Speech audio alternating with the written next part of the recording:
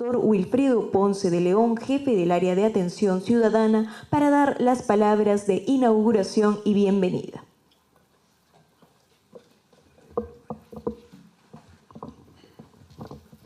Muchas gracias, buenas noches, gracias por acompañarnos en esta jornada, otra conferencia muy interesante de la Oficina de Participación Ciudadana. Y sin más preámbulo, pues yo creo que podríamos darle paso a nuestros dos invitados de lujo para que nos ilustren un poco sobre esta lamentable, diría yo, problemática que está sucediendo en el Ministerio Público. Entonces lo dejamos para que empecemos el programa. Muchas gracias por asistir nuevamente. Gracias. Agradecemos al doctor Wilfredo Ponce de León y vamos a iniciar con las ponencias. Iniciaremos con la ponencia del doctor Humberto Abanto Verástegui, especialista en Derecho Penal y Derecho Constitucional. Bienvenido.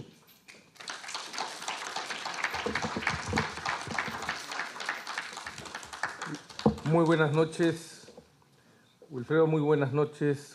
Gracias a la Oficina de Participación Ciudadana, gracias a todos ustedes por venir. Es un tema, y sobre todo gracias a Lucho, que nos va a ilustrar mucho esta noche. Y, a ver, para empezar, yo soy parte, así que tenemos que comenzar diciendo que yo soy abogado de la doctora Patricia Benavides. Así que imparcial no soy. Pero voy a tratar de ser lo más objetivo posible. El Ministerio Público es una institución indispensable en nuestro Estado de Derecho. Le debemos a la Carta de 1979 el separar la función de persecución penal de la función de juzgar. Ese fue un gran aporte de la progresista Carta de 1979. En la Carta del 93 se repitió esto, y lo que ha ocurrido, en mi opinión, desde 1980, en que entró en funcionamiento el Ministerio Público, es que por alguna extraña razón hubo un privilegio del concepto de legalidad por encima del concepto de constitucionalidad. Es decir, el Ministerio Público ha estado más pegado a la ley que a los derechos de las personas. Y ha ido incorporando dentro de sí una tendencia peligrosa hacia una búsqueda de persecución que va acompañada con una atmósfera que yo rechazo, que es la atmósfera de la lucha contra la impunidad, que desde mi punto de vista tiene que ser enfocada correctamente. Como entiendo yo las cosas desde el principio general de libertad, según el cual todas las personas, según el cual nadie está obligado a hacer lo que la ley no manda ni impedido hacer lo que ella no prohíbe, la mayor parte de actividades y acciones de una persona están exentas de cualquier pena. Es una porción muy pequeña de los actos que desarrollamos la que cabe en el Código Procesal Penal, aunque paulatinamente se ha ido expandiendo y expandiendo la penalización de las conductas. Aún dentro de las conductas que están en el Código Penal, muchas de las que se realizan, digamos, encajando en lo que se llama la tipicidad, es decir, la conducta que calza en la descripción que ven en la ley, eso es la tipicidad. O sea, esa descripción la llamamos tipo los abogados. Y la conducta tiene que subsumirse ahí como encajan las figuritas en los moldes, o como cuando hacemos el examen psicotécnico, y entonces las estrellitas van en las estrellitas, los triangulitos van en los triangulitos. Aún dentro de esas conductas hay conductas que no son punibles. Existe la defensa propia, el estado de necesidad culpante, justificante, el estado de necesidad de terceros, la defensa de terceros, la tentativa inidónea, el delito provocado. O sea, el concepto de luchar contra la impunidad a mí me parece muy peligroso. Y sobre todo cuando es incorporado por quienes tienen el deber de llevar adelante la persecución penal, porque da la sensación de que tengo que punir a cualquier precio, y que tengo que punir a cualquier costo, y que tengo que punir pase lo que pase. Whatever it takes, como dicen los gringos. Sin importar qué haya que hacer, yo voy a punir. Y eso es, desde mi punto de vista, en una sociedad democrática muy peligroso, porque genera temor. Y eso ha ocurrido en los últimos años, y creo que, sin lugar a dudas, hace 8 años se registró la primera gran torsión del sistema del Ministerio Público. Cuando se creó una situación inmensa a partir de un problema pequeño, que fue la picaresca delictiva de una corte como la Corte Superior del Callao, que fue presentada como un operativo macabro y nefasto de un conjunto de personas que formaban una organización criminal para tomar todo el sistema de justicia peruano. Eso se llamó caso Cuellos Blancos. Hago un paréntesis para decir que desde mi punto de vista el legislador peruano debería prohibir la estigmatización de las personas procesadas con estos gafetes que se le ponen a los casos. Caso Cuellos Blancos, caso de Valquiria, caso aquí, caso allá. Lo que hace es generar en cada uno de nosotros la sensación de que la persona ya es culpable. Y se supone que en una sociedad democrática lo primero que tenemos que pensar es: esta persona puede ser inocente. ¿Qué pasa si esta persona es inocente? ¿Cómo la protegemos de un error judicial? Esa inflación de un escándalo pequeño de corrupción que se transformó, repito, en un supuesto programa de todo el sistema de justicia, que significa más de 6.700 personas por 15 o 20, de las cuales 8 o 10 eran jueces y el resto eran abogados y traficantes de influencias, originó la desaparición del Consejo Nacional de la Magistratura y la estatalización del sistema de justicia. ¿Por qué? Porque antes, para el Consejo Nacional de la Magistratura, la gente votaba, los abogados votaban, los colegios profesionales votaban. Hoy, para la elección de la Junta Nacional de Justicia, hay una comisión totalmente estatal donde hay personas designadas para seleccionar a los miembros de la Junta por el Poder Judicial, por el Tribunal Constitucional, por el Defensor del Pueblo. Si se dan cuenta, es una composición total, una estatalización total de la conformación del órgano que nombra, remueve a los jueces. Ahí, en ese periodo, inmediatamente después vino el escándalo de Odebrecht y se convirtió en un instrumento curioso por el cual los sobornadores se iban con sus ganancias y los supuestos sobornados, que hemos encontrado muy pocos, porque lo más que se hizo fue perseguir los aportes de campaña reales y supuestos, terminaron perseguidos y destruimos el sistema político. Entonces, ¿qué pasó? El Ministerio Público se transformó de un órgano constitucionalmente autónomo encargado de llevar adelante la persecución penal para transformarse en un órgano destinado a destruir y, desde su punto de vista, reconstruir el sistema político peruano. Esto lo pueden ver ustedes con toda claridad en la forma en que terminaron las historias de Keiko Fujimori, 3 veces presa, Alan García, que prefirió quitarse la vida a terminar en el festejo romano que se iba a armar contra él, Luis Castañeda Alosio, que terminó pasando casi sus últimos días en el penal Castro Castro, y en fin, una serie de casos que todos podemos ver. Mientras otros la pasaban muy cómodamente, retiraban millones del país, se iban, se instalaban fuera, y hoy vemos la crisis en la que se ha convertido el caso Lavallato, que ya desde aquí nos hemos tomado conocimiento de que Odebrecht le ha pedido a la justicia brasileña que le requiera al Perú todas las pruebas que le fueron entregadas en el caso Lavallato. Entonces, esta politización innegable del trabajo del Ministerio Público genera una crisis.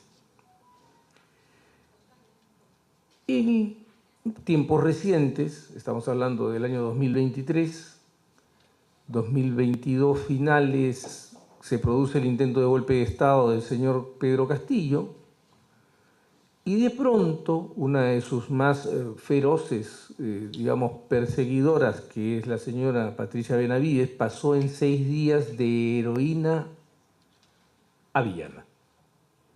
en solo 6 días. Fue transformada de la mujer que había logrado atrapar a Pedro Castillo y a su banda de malhechores en la jefa de una organización criminal constituida por ella y 5 personas más, que tiene también que ver con un tipo penal mal hecho que permite que 3 personas, cualquiera de ustedes 3 que juntemos, yo les adjudique un programa criminal y los convierta en una organización criminal y los pueda perseguir e investigar durante 9 años, 108 meses. Y como los jueces no han controlado este desborde del Ministerio Público, se produjo un cambio en la Junta Nacional de Justicia. La crisis actual del Ministerio Público está originada por la actuación de la anterior Junta Nacional de Justicia, que llevó a cabo unos procedimientos tan peculiares que donde había que desarrollar 8 meses de trabajo en el procedimiento contra la señora Benavides, en 43 días estaba fuera y ya la habían destituido. La nueva Junta revisa esto y encuentra que se ha cometido un atropello contra los derechos de la señora. Y ahí surge lo que estamos viendo. Al momento de decidir eso, declara la nulidad y la nulidad lo que provoca es que todo vuelva al estado anterior. ¿Cuál era el estado anterior? La señora Benavides era fiscal de la Nación. Así de sencillo. Y entonces al reponer las cosas al estado anterior es cuando surge la controversia. Pero esto que ustedes ven, quiero hacer absolutamente claro, desde uno de los lados, que es el lado que más bulla ha hecho con estas cosas, porque resulta que ahora nos enteramos que el fiscal de la Nación, elegido por la Junta de Fiscales Supremos, no puede ser tocado por la Junta Nacional de Justicia. Pero nadie decía eso cuando ocurrió la destitución de la señora Benavides. Creo que hay un curioso cambio de opinión. Estas mismas personas que no dijeron nada tomaron el control del Ministerio Público y reiniciaron las persecuciones y reiniciaron el acoso. Entonces, ¿de qué estamos hablando? Que esta gente siente que está siendo despojada del poder de controlar una institución que puede transformar la vida de cualquiera de ustedes en un infierno. Solo con desearlo. ¿Por qué? Porque a esto yo le agrego la retorsión de mecanismos que se han ido corrigiendo poco a poco, pero con grandes lágrimas desde ese sector, como que yo pueda tener todo el tiempo que yo quiera a un aspirante a colaborador eficaz diciendo lo que yo quiera que diga sobre usted para hacerle la vida imposible a usted. Esa es la crisis del Ministerio Público. La crisis del Ministerio Público es que el Ministerio Público no hace aquello para lo que lo diseñamos. ¿Y para qué lo diseñamos? Lo diseñamos justamente para que no padezcamos lo que estamos padeciendo. Les pregunto a todos ustedes, ¿ustedes creen que hoy día el Perú produce menos droga que hace 8 años? ¿Ustedes creen que hoy en el Perú extorsionan menos a la gente que hace 8 años? ¿Ustedes creen que viven más seguros y que la ley es mejor aplicada hoy que hace 8 años? Entonces ya saben que hay un problema real en el Ministerio Público. Porque quien tendría que estar persiguiendo a los delincuentes y habla de la lucha por la seguridad ciudadana es justamente el organismo responsable de que no tengamos los niveles de seguridad ciudadana que necesitamos. Yo resumo en eso el problema del Ministerio Público y la crisis del Ministerio Público, que hoy se agrava porque el Poder Ejecutivo ha decidido no apoyar con la fuerza del orden la ejecución de la orden dada por la Junta Nacional de Justicia. Que puede gustar o no gustar, podemos estar de acuerdo o en desacuerdo. Yo no tengo ningún problema porque no tenemos que estar de acuerdo todos en una sociedad democrática.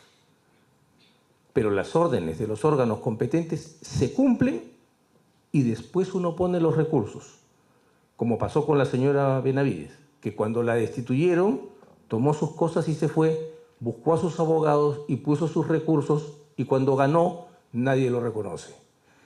Acá está la orden pero de pronto salen y dicen, faltan firmas, falta lo otro, para mí es inválido, no me han notificado como yo quiero, tienen que decirme lo que a mí me interesa, y nadie cumple la orden.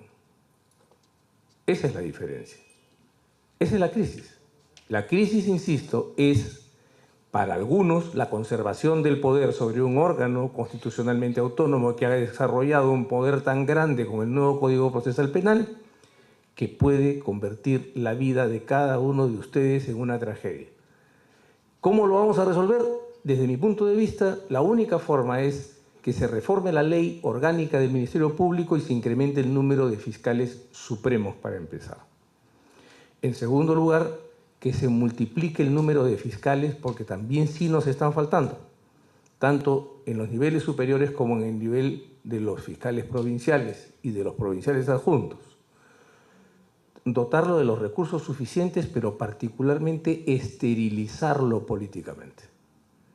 Porque donde tengamos un ministerio que obedezca a propósitos, un ministerio público que obedezca a propósitos políticos, olvidaremos el trabajo que le corresponde. Y si olvidamos el trabajo que les corresponde, viviremos lo que estamos viviendo. Muchísimas gracias.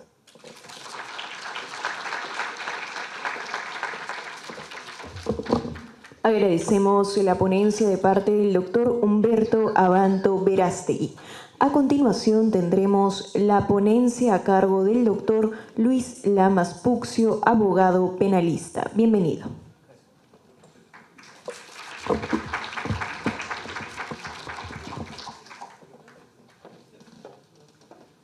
Muy buenas tardes, estimados ciudadanos, abogados, estudiantes, colegas. Yo también soy abogado, vivo de la abogacía, he sido abogado de algunos exmandatarios, he tenido una participación activa en algunos casos de corrupción, de colaboración eficaz. Pero también soy un estudioso en la medida de mis posibilidades de analizar el fenómeno. Por eso quiero saludar al señor Ponce de León y felicitarlo por la deferencia y la oportunidad que nos brinda en este templo de la democracia para poder vertir opiniones que muchas veces son discrepantes, opuestas incluso al régimen de gobierno. También saludar a mi amigo Humberto Abanto, con el cual también hemos tenido algunas discrepancias abiertas y públicas que de todo punto de vista son muy saludables.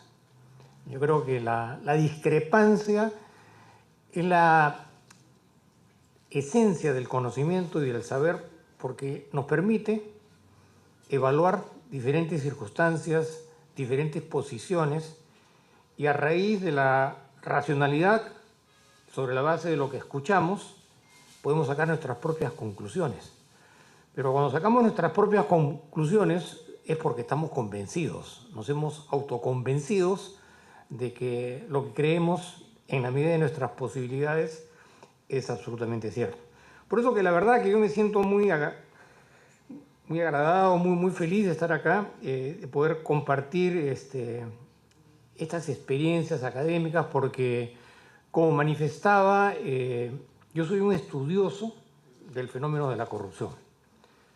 No quiero aburrirlos, pero actualmente yo hago un doctorado en una universidad extranjera y me he abocado a estudiar el fenómeno de los paraísos financieros, que es un tema particularmente importante que de una u otra manera está relacionado a mi presente exposición. Entonces, sobre la base de estos precedentes, yo quiero, en primer lugar, hacer un abordaje histórico y fenomenológico de este conflicto que ha surgido en el Ministerio Público y que confronta a dos personajes importantes que en última instancia son las representantes de la legitimidad, de la legalidad, del Estado de Derecho y de la democracia. En su esencia, la razón de existir del Ministerio Público es defender la legalidad. Y cuando hablo de legalidad, no solamente me refiero a los ciudadanos que cumplen la ley, sino también incluso defender los derechos de los investigados, porque en última instancia es un conglomerado social. Y evidentemente esto es un fenómeno, no es una controversia de leyes, que si bien es cierto es lo más resaltante en el análisis y el tema sobre el cual más nos abocamos a discutir, discernir qué dice la ley, qué no dice la ley, quién interpreta la ley, quién la interpretó bien, quién no la interpretó bien. En fin, una serie de análisis interpretativos del aspecto netamente normativo, porque como ustedes pueden fácilmente comprender, abocarnos a un análisis de profundidad frente a la intensidad y la dinámica del debate es materialmente imposible, porque además gran parte de este debate se hace en los medios de comunicación. Entonces uno, cuando sale a una entrevista en un medio de comunicación, no vas a explicarle la perspectiva fenomenológica de la actitud, ¿no?, de la fiscal de la Nación respecto a un tema interpretativo, no, simplemente las pautas que marcan el discurrir de la discusión es bastante objetivo y pragmático. Y en esa línea de análisis, el recurrente más importante es la norma, porque efectivamente la norma, la ley, es lo que en alguna medida nos permite discernir respecto a lo que está prohibido y a lo que no está prohibido, la ley, ¿no? Pero la ley no es un fenómeno aislado desde el punto de vista fenomenológico. Primero que todo porque la ley la hacen los hombres. Las leyes no son abstracciones, son resultado de lo que los hombres se imaginan intelectualmente y evidentemente de una u otra manera orientan sus intereses a través de las leyes. Eso es lo que nos permite en alguna medida sujetarnos al Estado de Derecho, la ley, el cumplimiento de la ley. Y como decía Banto, para resumir un poco el tema, en última instancia, la definición más importante es lo que dice la ley se cumple, así nos guste o no nos guste. Pero claro, esa es una apreciación sumamente inmediata para dar responder a un tema que es mucho más profundo, es mucho más complejo. No es un problema de leyes, no es un problema de interpretación de las leyes, no es un problema propiamente de justicia o de injusticia, es un problema histórico. Y lo voy a explicar de la siguiente manera, sin abordar evidentemente una perspectiva sociológica, ¿no? Como yo siempre he dicho cuando empiezo mis conferencias en temas de corrupción, para poder darle la relevancia al tema de la corrupción, porque el problema no es la corrupción, porque corrupción hay en todas partes. Corrupción de cuello blanco, corrupción maquillada, corrupción legalizada, corrupción legitimada. El problema es la impunidad. Ese es el verdadero problema. Porque la corrupción como tal no va a desaparecer. Desde que existe el ser humano, desde sus épocas más ancestrales, siempre han habido sujetos que por distintas razones se han aprovechado de las circunstancias para su propio beneficio en desmedro de las grandes mayorías. Para resumir un poco el fenómeno de la corrupción, porque acá no se trata de definir la corrupción desde el punto de vista de lo que dice el Código Penal. Esa descripción del fenómeno jurídico de la corrupción o de los delitos de corrupción es infinitamente insignificante en comparación a la dimensión fenomenológica de lo que es la corrupción en el sentido de aprovecharse del cargo. Y evidentemente una lectura histórica nos va a permitir ubicarnos. Y hablo ya no de la historia universal, hablo de la historia del Perú, que es donde estamos acá nosotros, somos peruanos. Y la historia del Perú en realidad tiene dos historias. La historia formal, que es la que nos enseñaron en los colegios, en las universidades, que están en los libros de historia, cómo vanagloriamos o exaltamos las virtudes de nuestros héroes, que son fundamentales porque no hay historia, no hay país que pueda sobrevivir si es que no tiene una historia. Y el Perú es inmensamente rico en su historia, porque la historia del Perú no empieza con la independencia. La historia de nuestra realidad es mucho más antigua. La independencia es una parte de esa historia. Pero digo que desde el punto de vista histórico, siempre vinculando el tema corrupción e impunidad, el Perú tiene dos historias. Una historia vergonzosa y la historia oficial. La historia oficial es la que nos enseñaron en el colegio. Es la historia escrita por el oficialismo. Pero la historia vergonzosa es la historia de la corrupción y la historia de la impunidad. Una faceta histórica que no se enseña en los colegios y que debería inculcarse desde la niñez. Porque para poder enfrentar un fenómeno de corrupción de estas características y dimensiones, hay que tener una visión ancestral de lo que es el fenómeno de la corrupción y hay que conocer la historia de la corrupción. Y como decía, arrancando el punto de vista de la independencia, el Perú tiene dos historias. Y tan importante es esa historia que lo que estamos ahora discutiendo en este momento es una línea interpretativa histórica.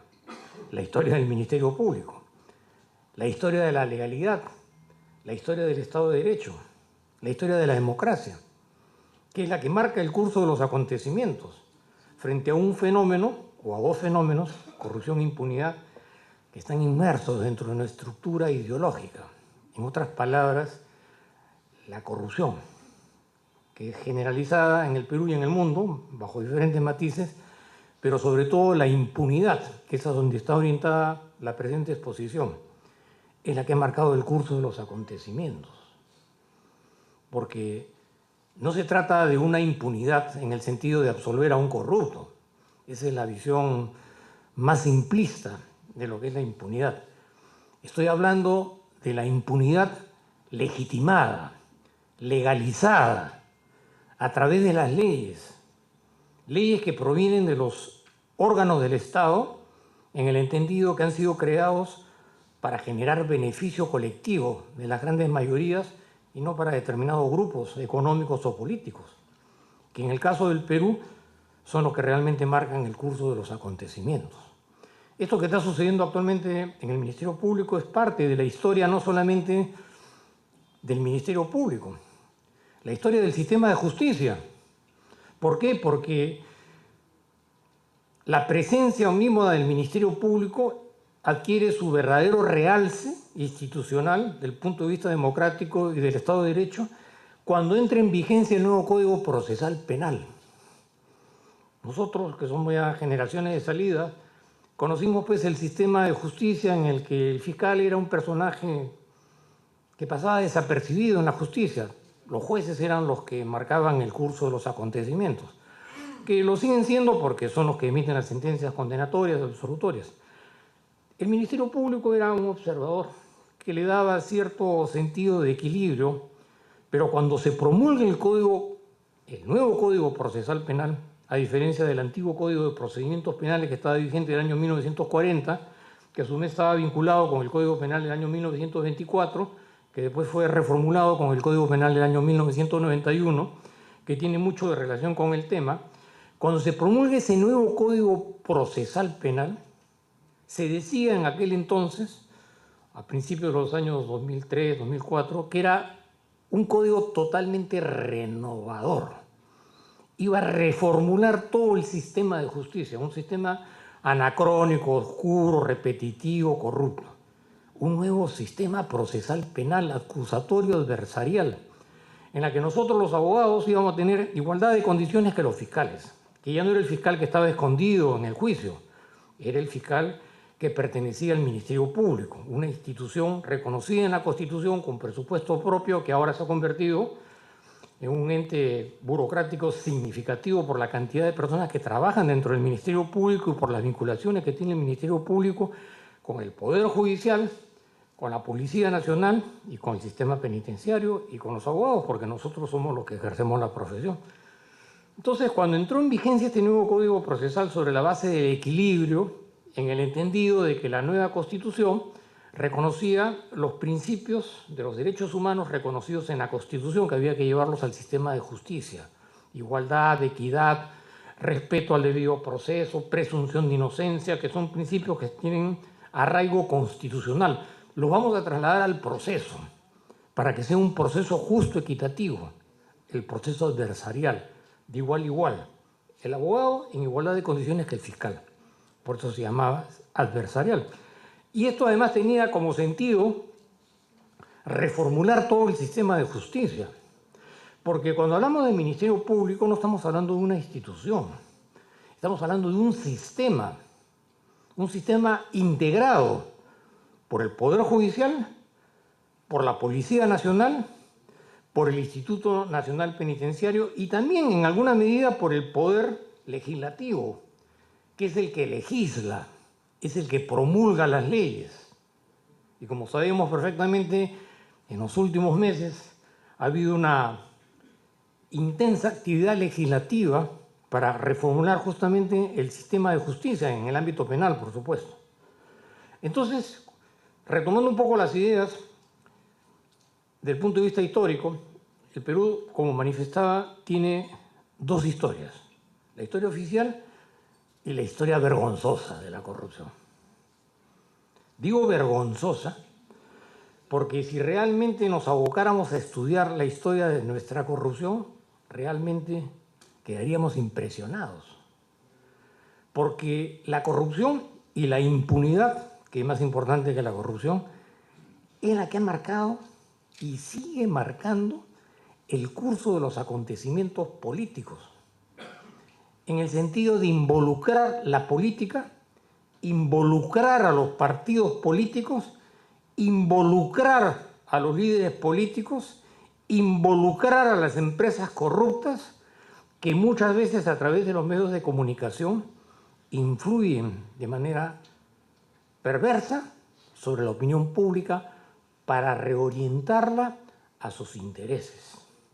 Como sabemos perfectamente, vivimos en el mundo de la virtualidad. Hace unos años atrás, bueno, yo quería enterarme de lo que sucedía, bueno, tenía que agarrar un periódico, lo leía la página editorial, los editorialistas, las noticias, ¿no? Había cierto espacio de análisis, ¿no? Escuchaba la radio, más o menos escuchaba lo que decían y sacaba mis propias conclusiones. Irrumpió la televisión, que es un medio de comunicación totalmente distinto a los medios tradicionales respecto a la información directa y visual, que anula el espacio analítico. Pero eso fue solamente el comienzo. Después vino la información virtual, el WhatsApp, que es lo que realmente marca la vida de todos nosotros. Estoy seguro que cualquiera de nosotros, entre los cuales me incluyo yo, si amanezco y no tengo mi teléfono celular a mi costado, pienso que no existo. Así de sencillo, no existo. ¿Por qué? Porque mi psiquis y mi mundo está inmerso dentro de esa virtualidad que evidentemente orienta y maneja la información. Porque esos últimos acontecimientos del Ministerio Público han tenido un peso significativo a través de la información y la virtualidad, como lo sigue teniendo esta controversia. Es una controversia mediatizada a través de los medios de comunicación y que se orienta a determinados intereses. Pero esta doble historia es significativa porque esa historia oculta de la corrupción, querramos o no querramos, es la que sigue manteniendo el curso de los acontecimientos, en el sentido de la corrupción y en el sentido de la impunidad. En esa línea de análisis, el Ministerio Público tiene un rol importantísimo. Es decir, si tú quieres potencializar la impunidad del punto de vista estratégico como estrategia, penetra el Ministerio Público. ¿Por qué? Porque con este nuevo Código Procesal Penal, el único que puede disponer, uno puede presentar una denuncia en la mesa de partes, pero tiene que ser calificada por un fiscal para que decida si efectivamente indago o no indago. ¿Durante qué tiempo voy a indagar? ¿Durante qué tiempo me conviene indagar o no indagar? Puedo pasarme 3, 4 años indagando, investigando. Lo cual es una terrible contradicción a este nuevo Código Procesal Penal porque justamente la modificación y la innovación era que los juicios iban a ser rápidos, rapidísimos, equitativos, justos. De esa manera se iba a descongestionar todo el sistema de justicia, las cárceles se iban a despoblar porque se establecieron una serie de mecanismos a través de los cuales se iba limpiando el proceso para que solamente llegaran al juicio los que evidentemente tenían suficientes elementos de convicción sobre la base de lo que iba a acusar el fiscal. En otras palabras, con el nuevo Código Procesal Penal, quien indaga, quien investiga, quien acusa o quien sobresede es el fiscal. Perfecto, hasta ahí todo estuvo bien. Por supuesto, con racionalidad, elementos de convicción, sometimiento de la audiencia, control de las audiencias, definición de lo que decide un juez o no decide el juez, pero en esencia, esa es la estrategia, digamos, de esta nueva coyuntura, ¿no? Hasta ahí todo estaba bien, hasta que surge, dentro de esta continuidad histórica, un nuevo fenómeno de corrupción en el Perú. Yo no diría que era nuevo, yo lo que diría es maquillado, con ciertas connotaciones producto de la modernidad y de la globalización. Pero corrupción, como corrupción, siempre ha habido. Y esa corrupción, que no es la corrupción normal ni frecuente, que analizamos a través de las normas penales, sino una corrupción en las altas esferas del poder. Y la mecanización de esta corrupción en las altas esferas del poder a través del poder económico. El poder económico necesita de la corrupción, no entendida necesariamente como la que está en el Código Penal, porque hay una gran esfera de corrupción que es la corrupción gris, que no está tipificada, pero que tiene las mismas características, y con eso retomo lo que manifestaba hace unos instantes, que el sentido de la legalidad para poder interpretar un fenómeno tiene tremendas limitaciones, porque la ley, si bien es cierto, nos orienta, también nos limita para poder entender y analizar lo que sucede alrededor de la normatividad. Y evidentemente que el conflicto que estamos analizando tiene un trasfondo no solamente político en el sentido partidario político, porque como sabemos perfectamente, existe la dimensión de la corrupción política, que es una corrupción que utiliza como correa de transmisión la partidocracia. Es como si uno creara una empresa para corromper, pero en este caso creas una asociación que es, en teoría, la antípoda de la corrupción, porque el partido, pues, se supone que representa la voluntad popular, está en su esencia la democracia, todos los que integran un partido son ejemplo de democracia. Pero si tú lo quieres ver desde esa otra óptica, el partido como fachada jurídica para corromper. ¿Y corromper por qué? Porque el poder económico necesita y requiere representatividad en los órganos legislativos para manejar sus intereses. Desde la corrupción más grotesca, con las dádivas y las coimas, hasta una corrupción subliminada, como son los lobbies. Los lobbies están permitidos por la ley, pero ¿cuáles son los límites de un lobby? En el fondo es un acto de corrupción, de presión.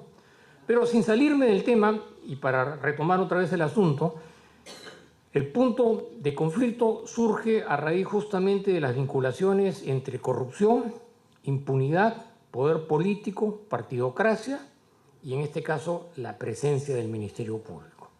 El control sobre el Ministerio Público como parte de una estrategia en los términos que he analizado. Pero claro, una estrategia subliminada a través de la legalidad, la ley y la legitimidad. No lo digo yo, lo dice la ley. Poder legislativo, Tribunal Constitucional, leyes que promulgan la mayoría, que se supone están ahí para defender la representatividad de la población y no para sus intereses políticos y partidarios, pero lo dice la ley. Y en algunos casos, su máxima expresión, lo que dice la justicia constitucional. Una demanda de inconstitucionalidad contra una ley que salió de este Congreso, mejor dicho, del anterior Congreso, no del actual, que promulgó una ley para justamente permitir, entre otras cosas, que empresas corruptas transfirieran sus activos, que empresas corruptas manejaran la ley de colaboración eficaz, que funcionarios corruptos salieran del país. Porque eso que está pasando en Brasil, que ha pedido las pruebas, evidentemente eso es resultado justamente de esta estrategia geopolítica que utiliza la legalidad y el sistema de justicia para favorecer fórmulas encubiertas de corrupción maquilladas por la impunidad, porque lo dice la ley, lo dijo la Corte Suprema y no hay nada más que decir. Pero nadie puede ponerse a pensar si efectivamente la Corte Suprema o el Ministerio Público o la Fiscalía de cualquier país en sus altas esferas es objeto de una manipulación y penetración para desarrollar una estrategia de impunidad, que no solamente significa e implica la penetración en las esferas de las altas autoridades de una institución como el Ministerio Público, sino también los brazos legales, las leyes, lo que dice el Tribunal Constitucional, la modificación de los procesos. En otras palabras, un juicio que podía ser resuelto en 6 meses, terminan demorando 7, 8 años. Porque, como ustedes fácilmente pueden imaginarse, la inmediatez de los acontecimientos es fundamental en el análisis y la valoración de los hechos.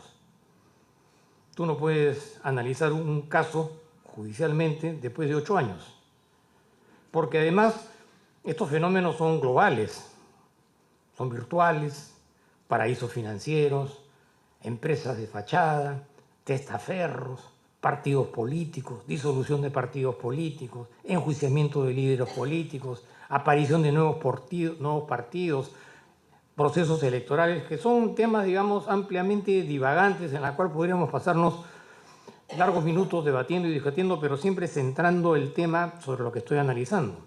Legalidad, Estado de Derecho, corrupción, impunidad y legitimidad. Esa legitimidad, dentro de otros acontecimientos, dentro de ella irrumpe una crisis. Una crisis en una secuencia de acontecimientos. Porque la fiscal, que es objeto de reposición, era parte de esa coyuntura. Si no, no hubiera llegado a ser fiscal de la Nación. Lo que pasa es que la sinergia de los acontecimientos van variando las situaciones y evidentemente las decisiones van cambiando con el curso de los acontecimientos, ¿no?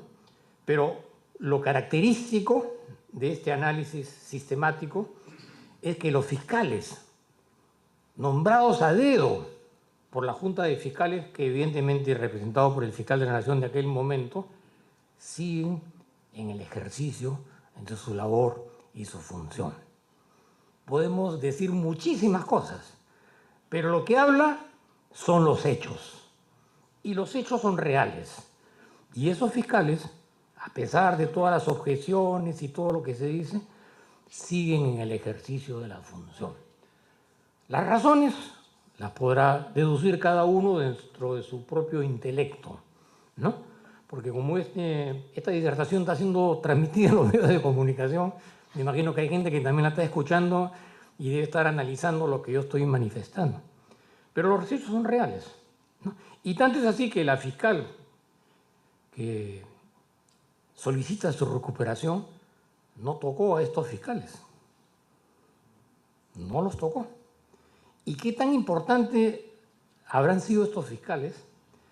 Que en aquel entonces hubo un fiscal de la Nación que decidió restituirlos. El presidente del Perú en ese momento, que estaba volando a un país extranjero, al enterarse de esa noticia, que dicho sea de paso, es un exmandatario que tiene múltiples investigaciones por corrupción, ordenó que el avión debía regresar inmediatamente.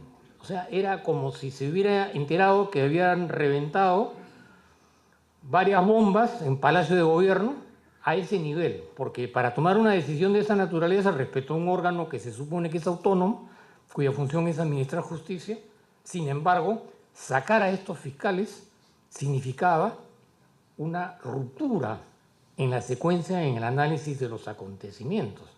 Porque dicho sea de paso, esos fiscales también entraron sacando a otro, que era un fiscal de carrera, que por ley debía continuarse.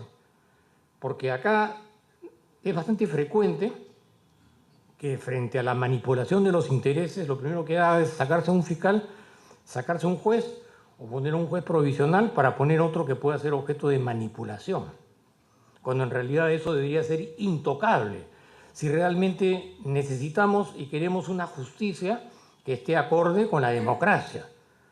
La autonomía en el ejercicio de la función, a mí nadie me saca. No, pero no. Jueces provisionales, creación de oficinas especializadas, que son bastante frecuentes, ¿no? Crimen organizado, lavado de activos, corrupción, evasión tributaria, ¿no? Pero como todos sabemos, el tema de la corrupción es el que sigue marcando el curso de los acontecimientos. Han habido algunas acciones más sutiles, por ejemplo, la modificación de la ley de colaboración eficaz, que de esta perspectiva aparece sumamente interesante, por varias razones. Primero que todo, la ley de colaboración eficaz fue un marco legal ideado para penetrar organizaciones criminales. La experiencia se ganó en Italia con las Brigadas Rojas, se trajo los proyectos de ley de acá. Primero fue el tema del narcotráfico, después fue el tema de contrabando y después se metió el tema de la corrupción en el ámbito de la colaboración eficaz. O sea, la posibilidad de que un sujeto que ha participado en actividades de corrupción, bajo el susodicho de que reconozco que soy culpable, quedas exento de responsabilidad penal y pagas una reparación civil. La idea es penetrar la estructura para poder obtener información desde adentro de la estructura que no podrías obtener a través de una investigación formal. Porque estos grupos delincuenciales lo primero que hacen es cerrar filas. Además, las estructuras criminales están muy bien compartimentadas. Los del segundo no saben lo del tercero, los del tercero no saben del cuarto. Entonces, los niveles de penetración, y eso ha habido mucha experiencia en el tema de la penetración de Sendero Luminoso como estructura, el compartimentaje, la colaboración. La primera modificación que se hizo en esta línea de análisis fue la siguiente. Y fíjense ustedes qué capcioso y qué mal inteligente a la vez. Se modificó la ley de colaboración eficaz para que a la colaboración eficaz se acogieran las empresas, las personas jurídicas. La pregunta es, ¿qué tan importante era la presencia de las empresas en el tema de la colaboración eficaz en los casos de corrupción? Evidentemente que ahí había un espacio de oxigenación significativo en estas investigaciones por corrupción, digamos investigaciones por gran corrupción, que entre otras cosas también implicó la modificación de los plazos. Se modificó la prisión preventiva hasta los 3 años, es decir, para que se continuara investigando, ¿no? Entonces, una indagación que podía durar 2 o 3 años, que no era cosa juzgada, sino cosa decidida, después de una serie de presiones se convertía en investigación preparatoria. La investigación preparatoria duraba 9 meses, pero como durante los 9 meses no se había podido actuar, entonces la ampliaban a 18 meses y después a 36 meses. Después de eso venía la acusación, que podía durar 1 año más. El fiscal tenía que acusar o sobreseer, la acusación se sometía a un control, que podía durar 6 o 7 meses más. Y recién iba a empezar el juicio, con la peculiaridad de que nadie sabe lo que puede suceder en el juicio, porque cuanto más tiempo duran los procesos, hay mayor espacio de cometer irregularidades, que evidentemente automáticamente es aprovechada por nosotros los abogados, dentro de los cuales me incluyo yo, ¿no? Entonces, pero esas son las reglas del juego. Se modifica la ley de colaboración eficaz para que sean las empresas. Se suscitan mecanismos de distracción, por ejemplo, los cuellos blancos del puerto. Fíjense ustedes qué inteligente la estrategia. Del punto de vista de la criminología crítica, que es una ciencia que aborda el estudio del crimen y las razones por las cuales se motiva el crimen, surge una teoría particularmente importante en la historia de la criminología universal, el white collar, el delincuente de cuello blanco. Ya no es el delincuente callejero, el arrebatador, el asaltante, el extorsionador, no. Es el empresario, que ha ido a la mejor universidad, que tiene una excelente formación, que tiene una imagen significativa, es el ejemplo de la prosperidad, ¿no? Pero que utiliza mecanismos desde el punto de vista cuantitativo que son peores que la delincuencia común.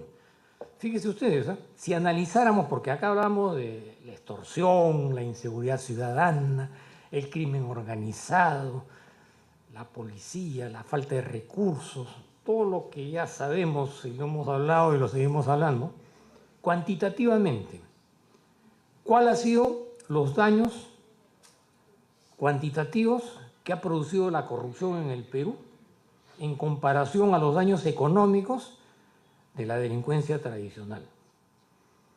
Yo estoy seguro que los márgenes son importantísimos y significativos, porque la delincuencia común no tiene esa capacidad de subliminación que sí tiene la delincuencia.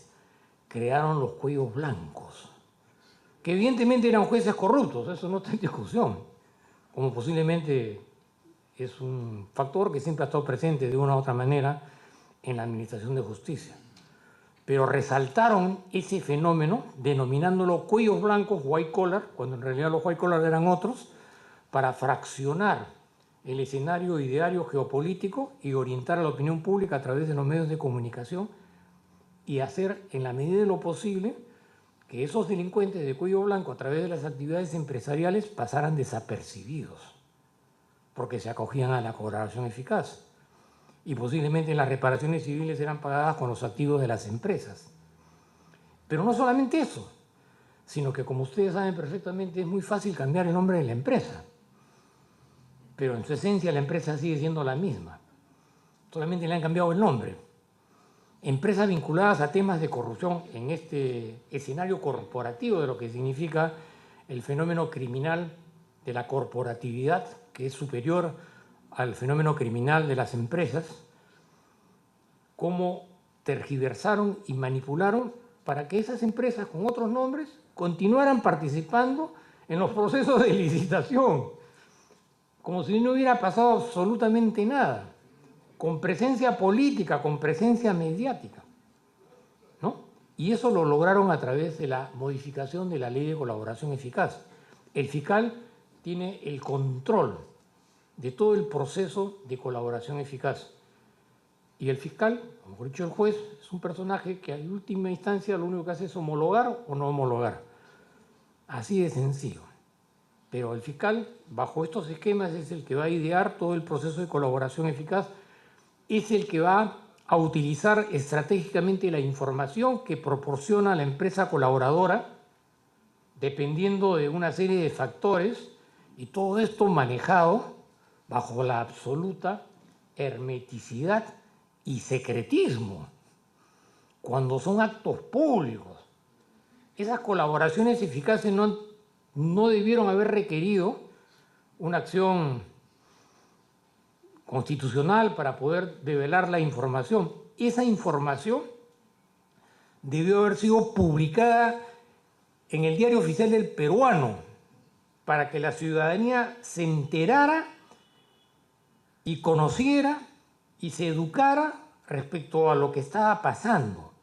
Pero no, se mantuvo en el absoluto hermeticismo.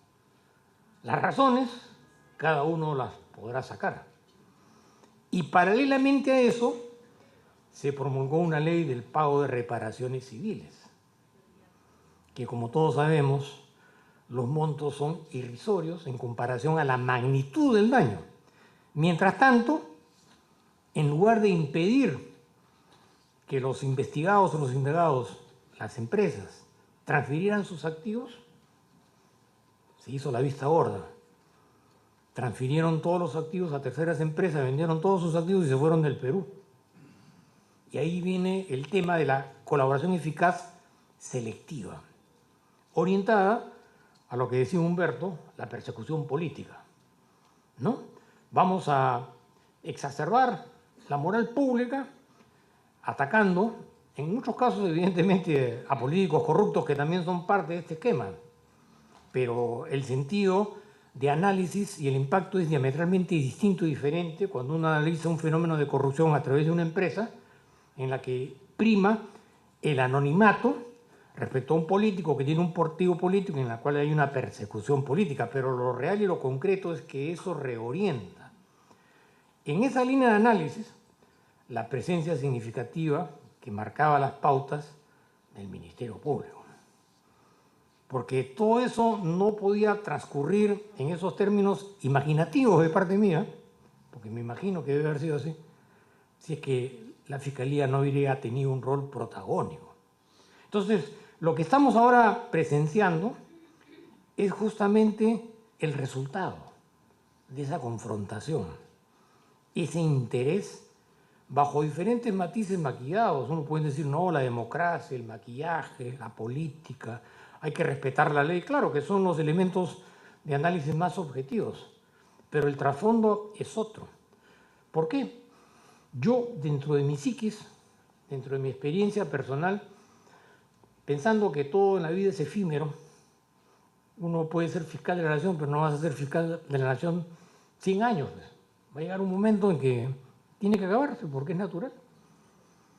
¿Por qué me tengo que defender a esos niveles de poner en grave riesgo la institucionalidad, la labor de miles de fiscales, la credibilidad de la institución, en un momento político bastante turbio, en la que todavía electoralmente no están definidas las cosas, que sería otro gran tema de una conferencia, cuando en realidad debería suceder todo lo contrario? Quienes nos podrían salvar como sociedad son esas instituciones, el Ministerio Público, la imagen de la legalidad. Sin embargo, se pone en grave riesgo esa situación por una lucha, una pugna efímera.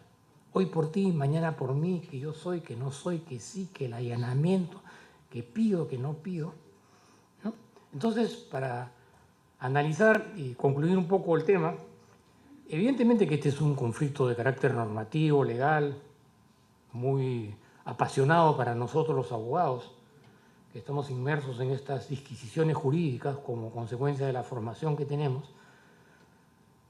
Pero por favor, no perdamos perspectiva de lo que está detrás de todo esto, ¿no? Que es realmente el curso de los acontecimientos. Y desestabilizar una institución como el Ministerio Público a través de la reforma, no reforma, el allanamiento, lo que ustedes quieran, es debilitar el Estado de Derecho, es debilitar la democracia. Porque los nuevos que van a entrar bajo esta lógica, ¿por qué tendrían que ser diferentes? Si son parte del mismo juego. Entonces, retrotrayéndome a los inicios de la exposición, la historia de la impunidad, legitimada, legalizada a través del coloquio jurídico. Eso es todo. Muchas gracias.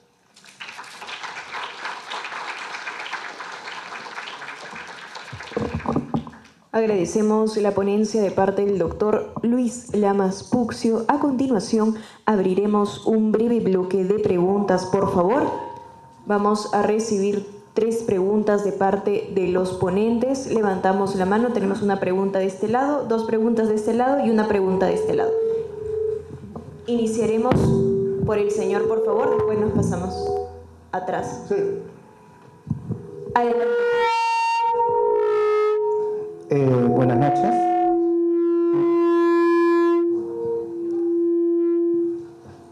Buenas noches, mi nombre es Johnny Fernández.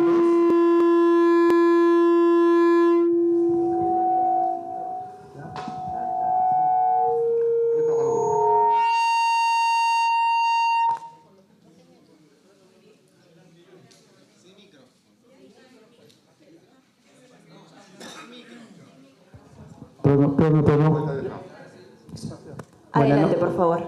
Buenas noches a todos. Tengo dos preguntas precisas y concisas. La primera, ¿y si la Fiscalía no estuviera en crisis, sino bajo ataque, no será que lo que algunos llaman reformas es una forma de control político disfrazada de mejora constitucional? Segunda pregunta, al caso de lo que está pasando con la señora Patricia. ¿La nulidad del procedimiento puede extenderse a la restitución automática en cargos obtenidos por votación o designación interna, ya que ello implicaría invadir competencias de órganos del Estado? Gracias.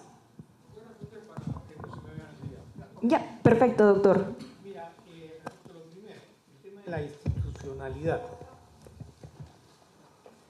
Democráticamente hablando, la institucionalidad y como consecuencia el respeto por la institucionalidad, que es lo que le da credibilidad a la institucionalidad, es su permanencia durante el tiempo. Cuando tú desmereces la institucionalidad, estás fraccionando a la opinión pública a través del descrédito de la institucionalidad. Para tales efectos, confronta la institucionalidad. Échale la culpa a una de ser la culpable de lo que está aconteciendo. Ese desmerecimiento de la institucionalidad tiene una finalidad política, porque estamos a puertas de un proceso electoral.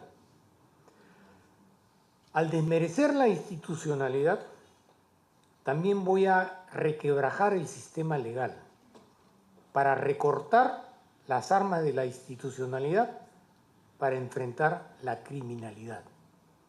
Y voy a embaucar a la opinión pública en un debate estéril. ¿Qué es crimen organizado? ¿Qué no es crimen organizado? ¿Qué es allanamiento? ¿Qué no es allanamiento? ¿Qué es la detención preliminar? Que son, desde esta perspectiva, situaciones totalmente efímeras, intrascendentes. Entonces, el sentido de la institucionalidad no es de ahora.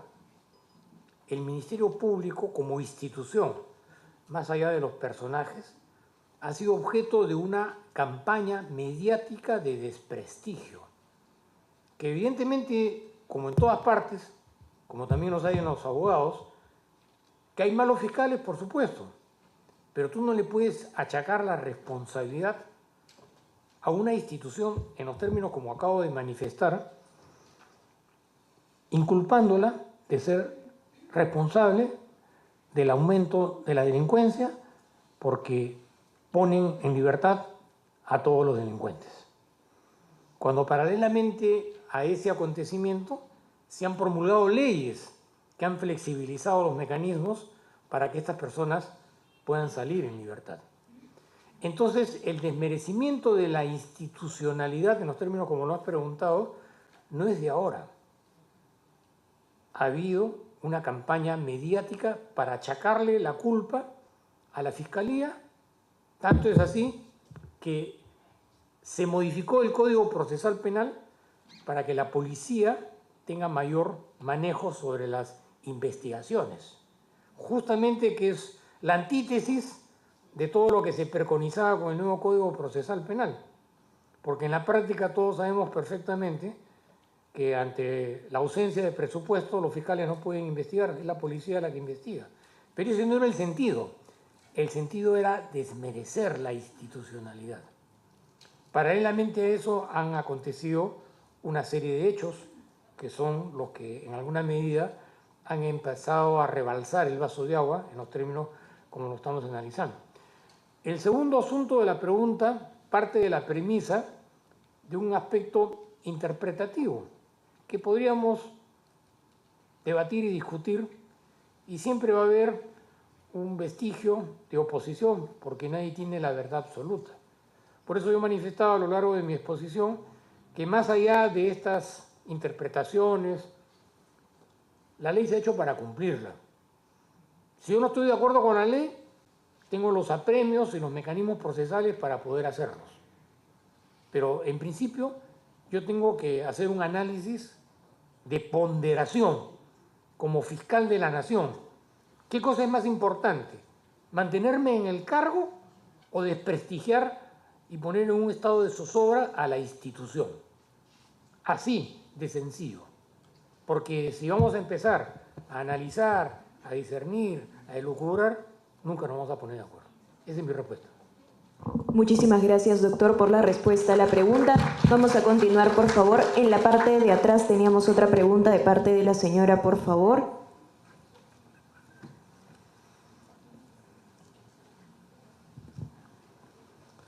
Buenas noches con todos. Buenas noches. Mi nombre es Roberto David Custodio Carvajal y soy antiterrorista egresado de la Escuela Goberna. Y mi pregunta es la siguiente. El Ministerio Público, actual Fiscalía de la Nación, oficialmente, ¿por qué actúan de esa forma negativa o está corrompido? ¿Es porque tienen ideologías extremas, fundamentalistas, como le dicen por ahí, marxista, leninista, maoísta, filoterrorista, ideologizado a Sendero Luminoso?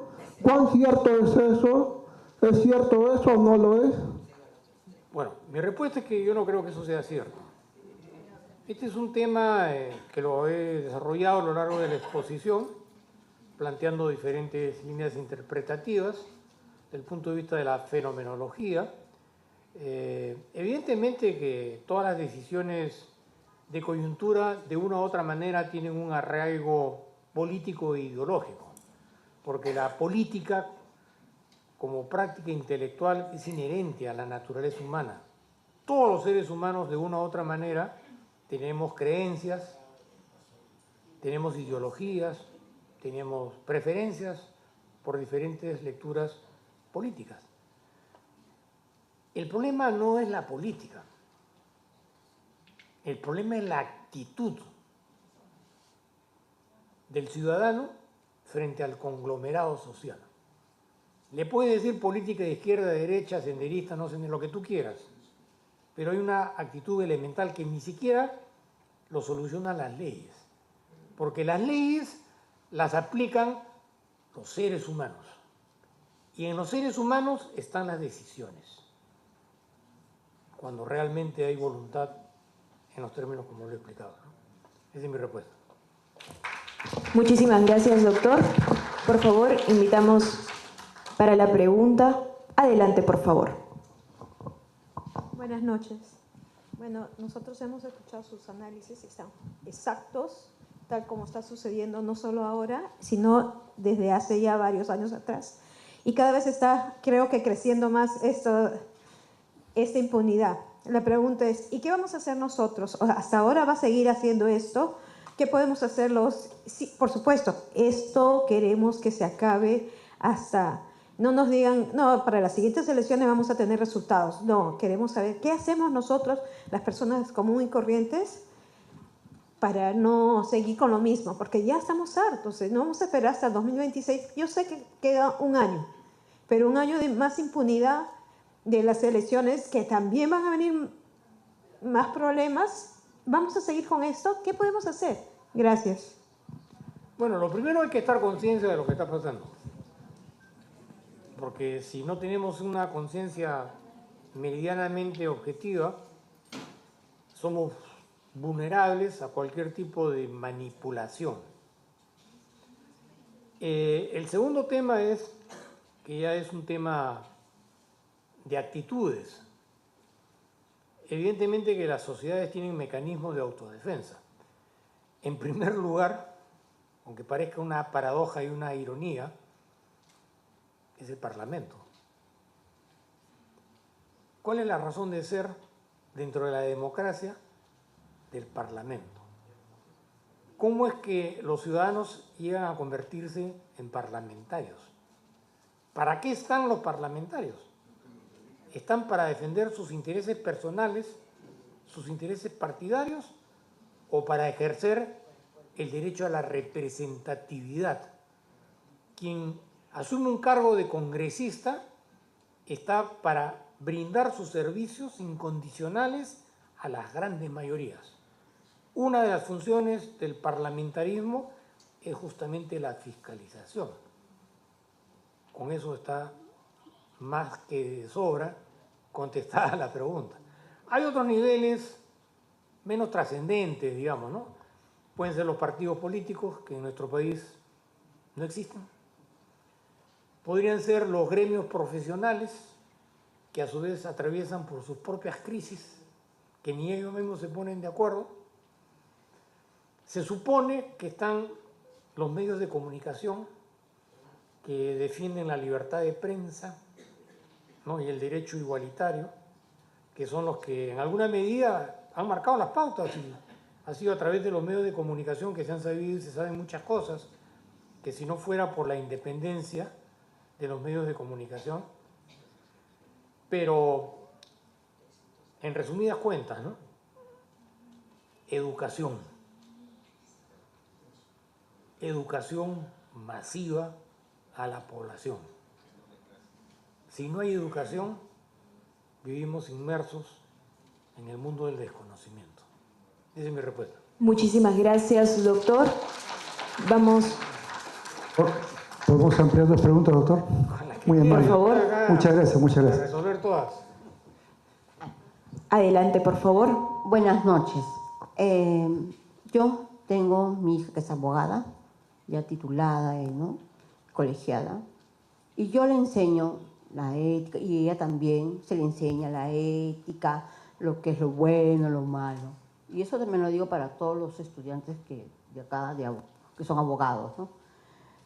Pero desgraciadamente el ejemplo que nos dan los de arriba, fiscales, congresistas, hasta el policía, hasta los mismos alcaldes, ¿ellos en quién van a creer? Ellos salen con una idea, una expectativa de defender al pueblo, de luchar, ¿no? Quizás hasta ser congresistas, sí, pero unos buenos congresistas, pero con todo lo que ven se decepcionan, o son dos cosas, o entran a la corrupción o tratan de luchar, pero lo tachan, porque así es desgraciadamente. Y yo no sé de verdad qué nos va a esperar al futuro, empezando por la presidenta, congresistas, fiscales y todo. De verdad, como dice, Dios nos tenga amparado. Gracias. Bueno, usted misma se ha dado su respuesta. Ya no necesito responder. Última pregunta. Una pregunta más, por favor. Última pregunta. Buenas, yo soy Carmen Vivar y la pregunta es simple. Ustedes hablaron y en sus exposiciones dijeron que la Fiscalía cumple las normas, en fin, hay un conflicto de intereses ahorita, pero al final el perjudicado es el pueblo. ¿Por qué? Porque ¿qué hacemos nosotros, el ciudadano de a pie, ante una fiscalía que la policía, Serenazgo, los vecinos logran unirse? Y se lo digo porque yo soy una dirigente de mi zona.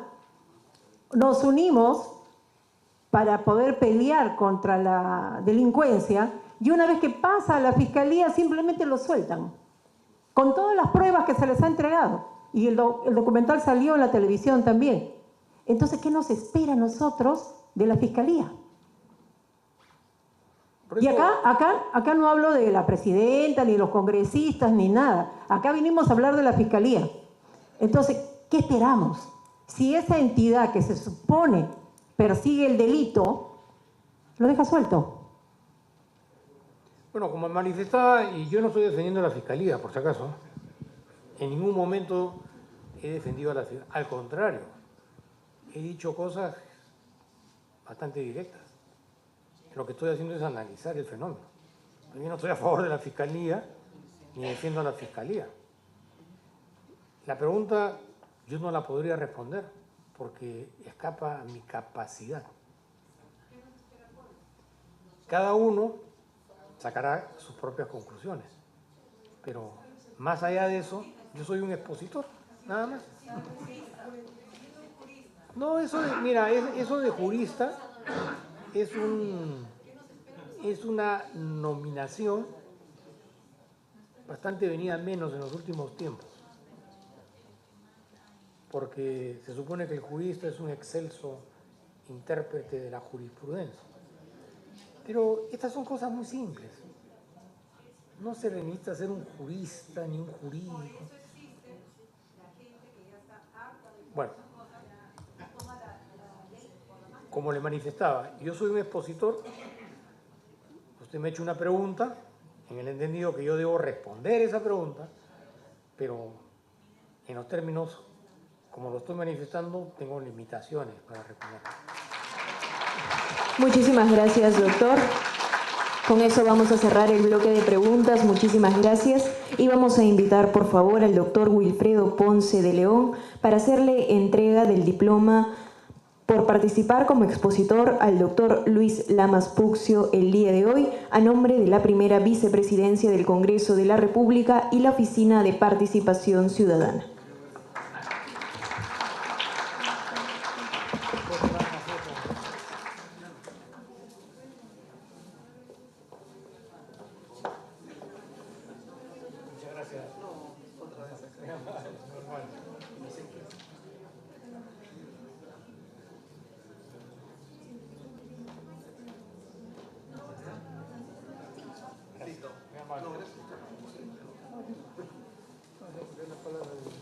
A continuación, escucharemos las palabras de clausura de parte del doctor Wilfredo Ponce de León, jefe del área de atención ciudadana. Bueno, para terminar esta conferencia, pues debo decir que ha sido una clase magistral, ¿no?, del doctor Lamas y el amigo Abanto. Este es un tema de palpitante actualidad, como dicen, ¿no?, algunos periodistas. Esperemos que se resuelva pronto y, más que todo, digamos, ha sido una clase magistral, como decía, y, digamos, clarificante con respecto a la criminología crítica que tanto domina el doctor Lamas. Gracias por haber asistido presencial y virtualmente. Es un gusto tenerlos nuevamente con ustedes. Espero que sea pronto. Gracias. Agradecemos las palabras de clausura de parte del doctor Wilfredo Ponce de León y vamos a invitarlos a una foto protocolar, por favor. Invitamos a los miembros de la mesa de honor a acompañarnos en la primera fila del auditorio. Nos ponemos todos de pie, por favor, para poder acompañar la foto protocolar. Las personas que se encuentran en los laterales...